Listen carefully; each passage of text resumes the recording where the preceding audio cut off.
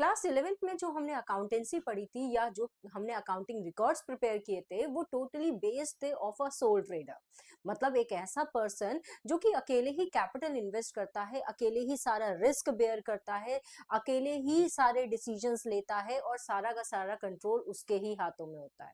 अब सीधी सी बात है, एक अकेला पर्सन सारी चीजें मैनेज नहीं कर सकता है, उसके अपने खुद के कुछ सर्टेन लिमिटेशंस होते हैं। जैसे कि किसी भी पर्सन के, अकेले पर्सन के, सोल ट्रेडर के रिस्क टेकिंग पावर कैसा होगी, लिमिटेड होगी। कंट्रोलिंग एबिलिटी कैसी होगी, लिमिटेड होगी। डिसीजन मेकिंग पावर कैसी होगी, लिमिटेड होगी। तो इन्हीं सारी लिमिटेशंस को हटाने के लिए, इराडिकेट करने के लिए, ओवरकम करने के लिए एक सोल ट्रेडर मूव ऑन करता है partnership form of business organisation में। तो जब हम पार्टनरशिप बोलते हैं तो यहाँ पे आता है हमारा section 4 of the Indian partnership act 1932, जो कि हमें कहता है क्या, कि भाई partnership refers to, yeah, partnership is a relation between two or more person who have come in contact with each other to share the future profits and losses, acting by all, yeah, carried on by all or any of them acting for all। मतलब क्या, partnership एक relation है दो या दो से ज्यादा लोगों के बीच में, दो मिनिमम दो, मैक्सिमम क्या है, मैक्सिमम 50 हो सकता है as per Indian companies act के हिसाब से। और साथ ही साथ बोला गया है वो हैव एग्रीड, बिजनेस क्यों कर रहे हैं, ताकि वो प्रॉफिट को शेयर कर सकें। सिर्फ प्रॉफिट को ही शेयर नहीं करेंगे, लॉसेस अगर हो जाएंगे तो उन लॉसेस को भी उन्हें बेयर करना पड़ेगा।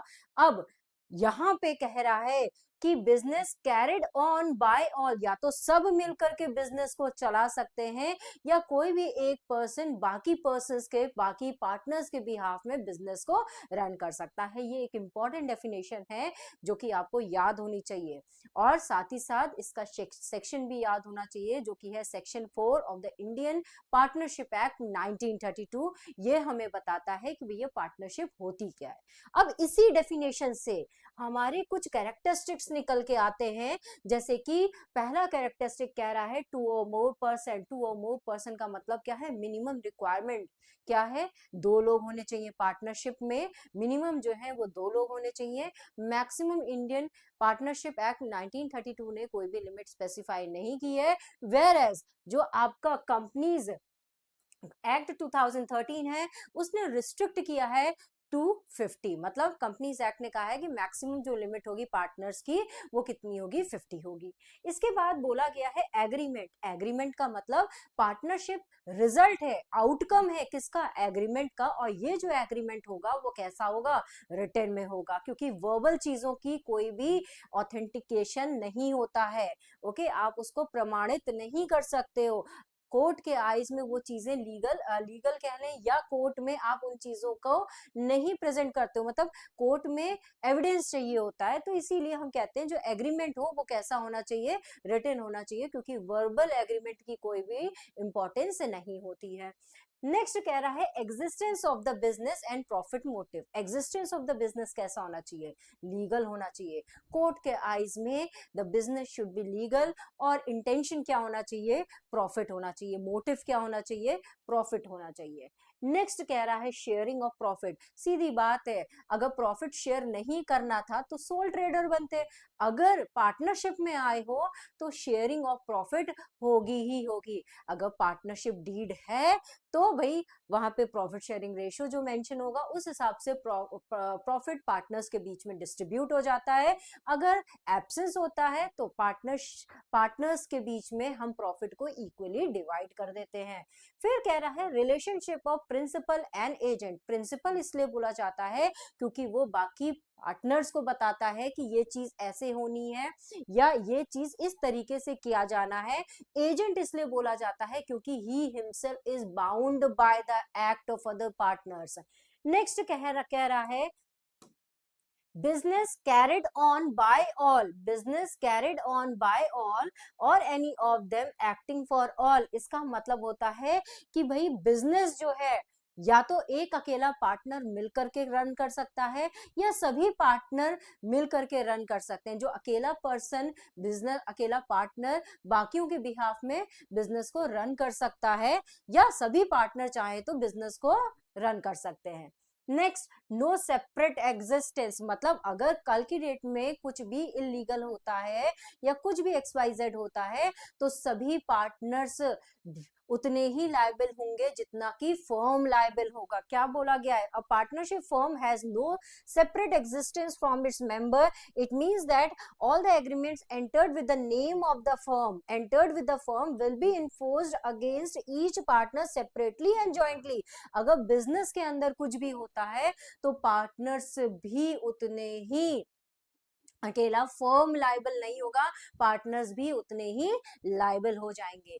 तो ये कुछ इंपॉर्टेंट कैरेक्टरिस्टिक्स हैं जो कि निकल के आती हैं आपकी इस डेफिनेशन से, जिसको कि आपको मेमोराइज करना बहुत जरूरी है। अगर आप किसी फर्म के पार्टनर हो तो आपके पास कुछ राइट्स हैं, जैसे कि हर पार्टनर के पास ये अधिकार होगा to share the future profits. साथ ही साथ उसकी ये ड्यूटी भी बनती है कि वो जो भी अगर फर्म को लॉस हुआ है उस लॉस को भी उसी रेशियो में बेयर करे जिस रेशियो में वो प्रॉफिट को शेयर करेगा। Every partner has a right to be consulted in each and every important matter related to the firm. Every partner has a right to take active participation in the conduct of the business. Every partner has a right to inspect and have a copy of the books of account। मतलब हर partner के पास अधिकार है कि वो अपने books of accounts को देखे, inspect करे, साथ ही साथ वो चाहे तो उनकी कॉपी भी अपने पास रख सकता है। इसके साथ ही साथ हर पार्टनर का ये राइट है, ही has the joint owner, he is the joint owner of the partnership property. ऐसा नहीं है कि एक ने कहा कि ये लैंड मेरी है, जितना अधिकार इस पर्टिकुलर लैंड में ए का है उतना ही बी और सी का है। मतलब जितने भी फर्म के पार्टनर्स हैं हर पार्टनर का सेम राइट है on the property of the firm. Next कह रहा है every partner has a right to receive interest on loan. अगर उसने कोई लोन दिया है फर्म को, अगर क्वेश्चन के अंदर मेंशन हो या ना हो, पार्टनरशिप डीड हो चाहे ना हो, पार्टनरशिप डीड अगर एब्सेंस है, इवन देन याद रखिएगा जो इंटरेस्ट ऑन लोन है वो हमेशा 6% दिया जाता है पार्टनर को अगर फर्म ने लोन लेके रखा है। नेक्स्ट बोला जाता है if a partner incurs expenses और makes payment on behalf of the firm he has the right to be indemnified. अगर कोई पार्टनर फर्म के बिहाफ में कोई एक्सपेंस पे कर रहा है तो उसके पास राइट है कि उसे वो अमाउंट फर्म पे ऑफ करे जो उसने फर्म के बिहाफ में पे किया है। इसके साथ ही साथ हर पार्टनर के पास यह अधिकार है कि वो किसी और को लेके आ सकता है, वो सजेस्ट कर सकता है a new partner to a firm. But यहाँ पे सभी पार्टनर को एग्री होना पड़ेगा, तभी आप एडमिशन कर सकते हो किसी भी पार्टनर का फर्म के अंदर। इसके साथ ही साथ हर पार्टनर के पास यह अधिकार है to get himself retired from the firm as and when he wants, but उसके लिए उसे एक प्रायर नोटिस देनी पड़ेगी। तो ये तो बात रही राइट की। जब हम अधिकार की बात करते हैं तो कुछ ड्यूटीज भी बनती हैं, ड्यूटीज की भी बात उठेगी। जैसे कि ड्यूटी क्या है पार्टनर की, अगर फर्म को लॉस हुआ है तो उस लॉस को भी उसे बेयर करना पड़ेगा। अगर मान लीजिए वो पर्सनल यूज के लिए या अपने कोई पर्सनल बिजनेस कह लें, मतलब इस बिजनेस के अलावा मान लो वो कोई बिजनेस रन कर रहा है और इस बिजनेस की मदद से वो कोई भी प्रॉफिट अर्न कर रहा है तो उस प्रॉफिट को भी उसे डिवाइड करना पड़ेगा अमंग द पार्टनर्स, क्योंकि भाई उसने जिस फर्म में वो बाकी पार्टनर्स के साथ पार्टनर है उस फर्म का नाम वो यूज कर रहा है और फिर वो प्रॉफिट को अर्न कर रहा है। इसके साथ ही साथ अगर वो फर्म की प्रॉपर्टी यूज करता है तो उस प्रॉपर्टी पे भी उसे कुछ ना कुछ फर्म को देना पड़ेगा। अगर वो फर्म की प्रॉपर्टी यूज कर रहा है अपने अपने बिजनेस के लिए, अपने इंडिविजुअल बिजनेस के लिए कह लें, तो उसको वहां पे फर्म को कुछ पे ऑफ करना पड़ेगा। तो ये है पार्टनर के राइट्स एंड ड्यूटीज। आगे बात करते हैं पार्टनरशिप डीड की। अब बात करेंगे पार्टनरशिप डीड की।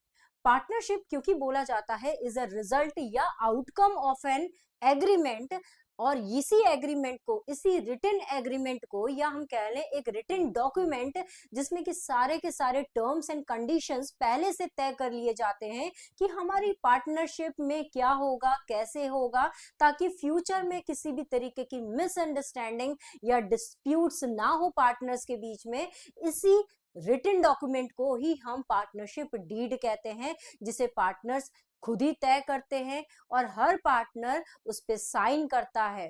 तो जब हम पार्टनरशिप डीड के बारे में बोलते हैं, तो पार्टनरशिप डीड क्या है? Since partnership is the outcome of an agreement, it is essential that there must be some terms and conditions agreed upon by all the partners. Such terms and condition may be oral or written, but law कहता है, law ने specifically नहीं कहा है कि वो written ही होना चाहिए, but फ्यूचर में डिस्प्यूट्स ना हो, इसीलिए ये सही है कि आप जो डॉक्यूमेंट बना रहे हो वो कैसा हो। डॉक्यूमेंट अगर आप बोल रहे हो तो डॉक्यूमेंट का मतलब क्या है? एक रिटन चीज है ना, राइटिंग में कोई भी चीज है ना, तो रिटन एग्रीमेंट हो। However, in order to avoid all the misunderstanding and dispute, it is always the best course to have a written agreement duly signed and registered under the Act. Such a written document which contains all the terms and conditions of the agreement is called the partnership deed. इसी को हम क्या बोल देते हैं? Partnership deed बोलते हैं। अब पार्टनरशिप डीड के अंदर होता क्या क्या है? पार्टनरशिप डीड में name and address of the firm होगा, name and address of the partner होगा, type and nature of business होगा कि किस तरीके का बिजनेस वो करने जा रहे हैं, क्या पार्टनर्स कैपिटल इन्वेस्ट कर रहे हैं, कैपिटल किस फॉर्म में हो रहा है, पैसे के फॉर्म में हो रहा है, एसेट के फॉर्म में ला रहे हैं, XYZ। अगर कैपिटल वो इन्वेस्ट कर रहे हैं तो क्या उन पे उनको फर्म इंटरेस्ट ऑन कैपिटल देगी? अगर इंटरेस्ट ऑन कैपिटल का प्रोविजन है तो कितना रेट होगा? ड्राइंग्स क्या पार्टनर्स कर सकते हैं? ड्राइंग्स अगर कर रहे हैं तो उनपे इंटरेस्ट इन ड्राइंग फर्म कितना चार्ज करेगा? इसके साथ ही साथ क्या पार्टनर्स को सैलरी दी जाएगी? प्रॉफिट शेयरिंग रेशियो क्या होगा? गुडविल का वैल्यूएशन किस मेथड से होगा? साथ ही साथ हम कौन सा अकाउंटिंग पीरियड फॉलो करेंगे? तो कहने का मतलब है पहले से ही सारी चीजें क्लियर कर दी जाती हैं कि बिजनेस में जो रूल्स एंड रेगुलेशंस हैं वो क्या होने वाले हैं, और इसी तरीके से पार्टनर्स बिजनेस को रन करते हैं। इसी फॉर्मेट में कह लें पार्टनर्स बिजनेस को रन करते हैं। तो ये हो गई हमारी पार्टनरशिप डीड।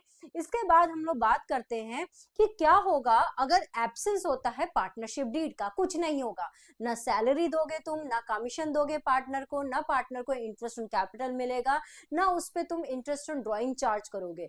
सिर्फ और सिर्फ in the absence of partnership deed, अगर किसी पार्टनर ने फर्म को लोन दे के रखा हुआ है तो उस लोन पे, क्योंकि loan, interest on loan is a charge against profit, तो उस लोन पे फर्म को 6% रेट ऑफ इंटरेस्ट के हिसाब से इंटरेस्ट देना पड़ेगा पार्टनर को। और ये interest on loan is a charge against profit, being a charge against profit, आप इसे शो करते हो on the debit side of profit and loss account में। तो ये कुछ बेसिक सी चीज है, बेसिक सी थ्योरी है जो कि आपको आनी चाहिए बिफोर स्टार्टिंग द प्रैक्टिकल।